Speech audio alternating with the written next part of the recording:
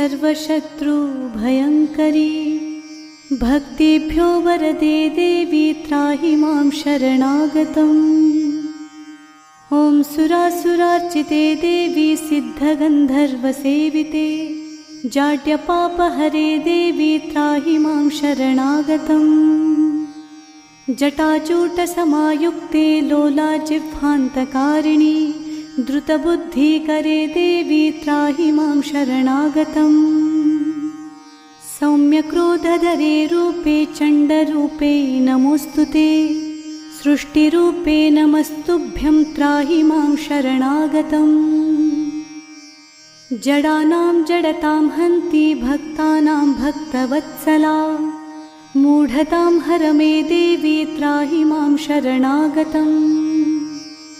वं ह्रुं ह्रुं कामये देवी बलिहोमप्रिये नमः उग्रतारे नमो नित्यं त्राहि मां शरणागतम्।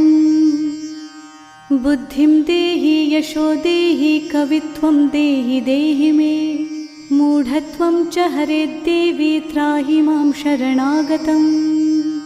इन्द्रादिविलसद्वन्द्वन्वन्दिते करुणामयी तारे ताराधिनाथस्य त्राहि मां शरणागतम्।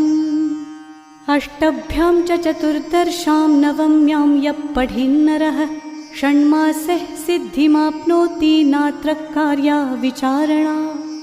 मोक्षार्थी लभते मोक्षं धनार्थी लभते धनं विद्यार्थी लभते विद्यां तर्कव्याकरणादिकम्। इदं स्तोत्रं पठेद्यस्तु सततं श्रद्धयान्वितः तस्य शत्रुक्षयं याति महाप्रज्ञा प्रजायते। पीडायां वापि संग्रामे जाड्ये दाने तथा भये य इदं पठति स्तोत्रं शुभं तस्य न संशयः इति प्रणम्य स्तुत्वा च योनिमुद्रां प्रदर्शयेत्। इति नीलसरस्वती स्तोत्रं सम्पूर्णम्।